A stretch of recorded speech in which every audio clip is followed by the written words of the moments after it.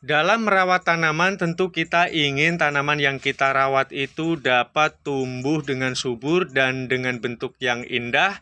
Dan jikalau bunga, dia memiliki ketajaman warna.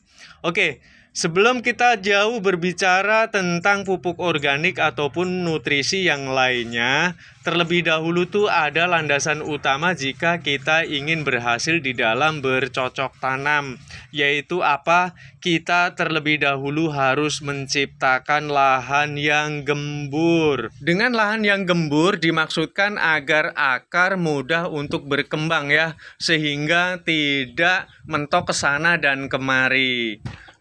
Itulah landasan dalam bercocok tanam, yaitu adalah media tanam itu sendiri. Bagaimana cara membuat tanah menjadi gembur? Itu bisa kita lakukan dengan hal-hal sebagai berikut nih. Aku sengaja nih membuat artikel dengan mudah didapat ya.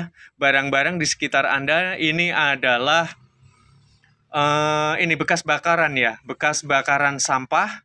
Dan kemudian ini sobat, kan kita semua makannya nasi. Kalau ada nasi sisa jangan dibuang, itu dapat kita jadikan sebagai pupuk organik maupun untuk kompos ya. Ini tuh sangat bagus sekali karena banyak mengandung nitrogen dan juga mengandung organik di atas 20%. Langkah awal kita persiapkan terlebih dahulu tanah yang berkarakter mawur ya, jangan tanah liat. Ini tanah agak mengeras karena tanah ini sudah lama kering, nggak dipergunakan.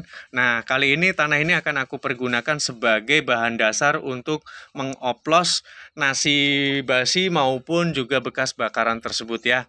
Dan alasan kenapa kita harus menggunakan bakaran yang sudah terlerai selama 2 minggu itu agar karakternya itu tidak panas ya, sehingga dapat mengundang bakteri baik yang nanti dapat menciptakan pembusukan. Sehingga nanti media tanah itu akan tetap selalu gembur. Di samping itu kenapa menggunakan abu itu karena dapat menahan air lebih lama dibanding tanah biasa. Demikian juga ini ada nasi basi, dan nasi basi itu banyak mengandung unsur hara. Di samping itu juga banyak mengandung ini organik ya.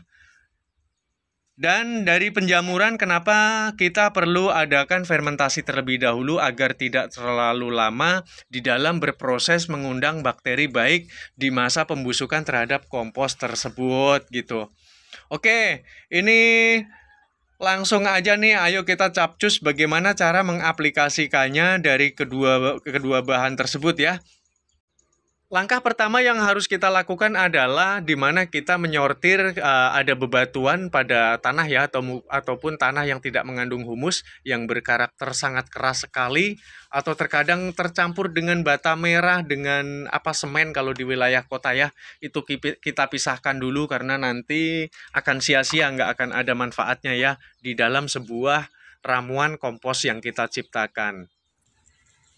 Nah, langsung aja nih, setelah kita siapkan seperti ini, nanti nggak apa-apa masalah yang tanah-tanah ataupun kadang ada batu bata, bekas semen, itu nanti bisa kita sortir nanti lagi ya.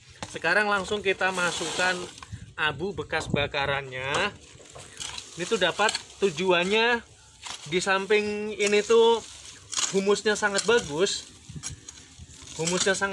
Ini dapat menahan air agar tanaman di polybag kita ataupun di pot kita itu tidak mudah mengering gitu.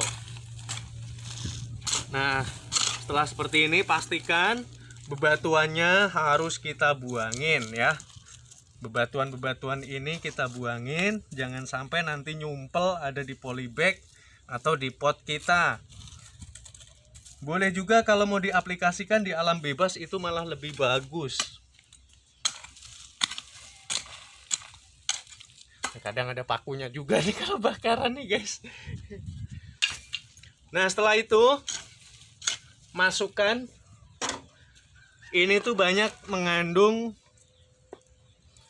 bakteri baik ya, yang sudah mengalami pembusukan seperti ini. Pokoknya nasi yang udah basi itu ataupun nasi sisa bisa ditaruh di toples, ditutup rapat.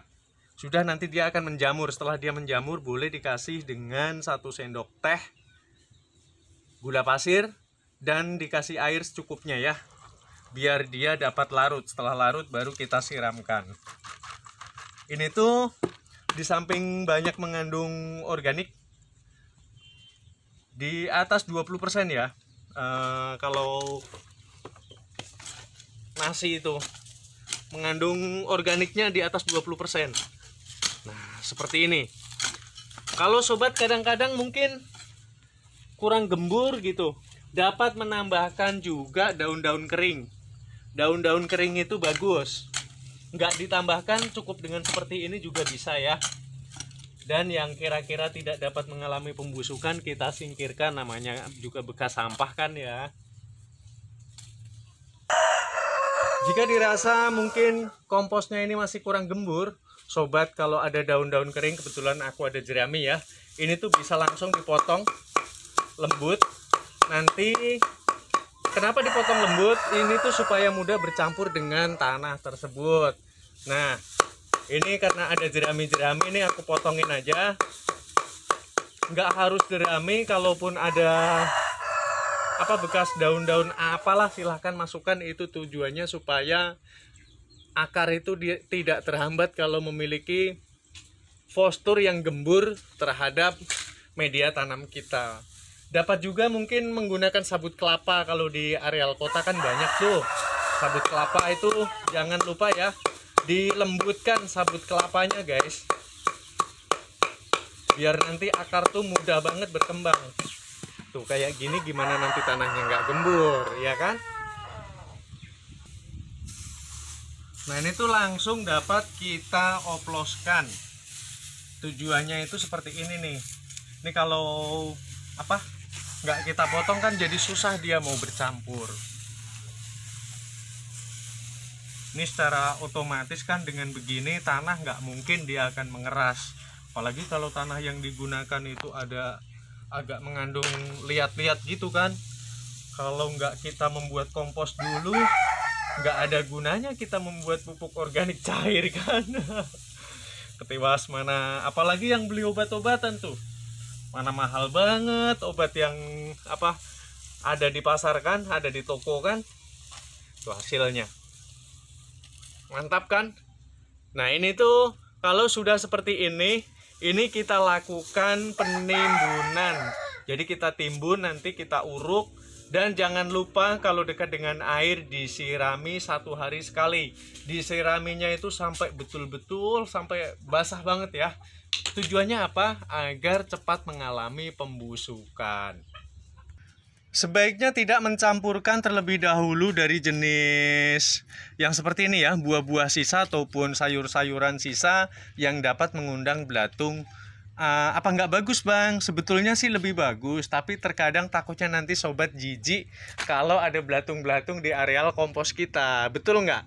Oke, aku rasa nih artikel ini sangat bermanfaat, sepertinya sepele. Dan yang harus diambil ilmunya adalah kita persiapkan terlebih dahulu kompos sebelum kita memainkan pupuk organik cair gitu ya. Salam lestari, cinta lestari alam ya. Bye bye semuanya.